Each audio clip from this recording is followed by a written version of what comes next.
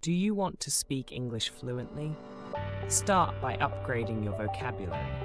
Today, we'll take 10 basic words and transform them into advanced English expressions. Stick around till the end for a bonus tip. I am happy today.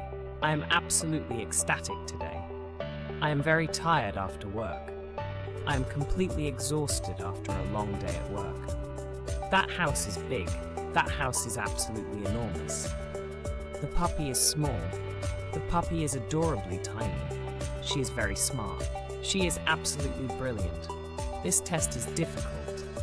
This test is quite challenging, but I'll do my best. This movie is funny. This movie is absolutely hilarious.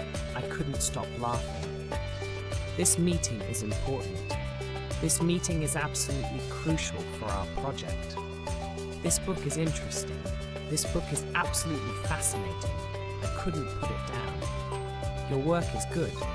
Your work is absolutely outstanding. Keep it up. Want to sound even more fluent? Try using these advanced words in your daily conversations. Practice makes perfect. Enjoyed this lesson?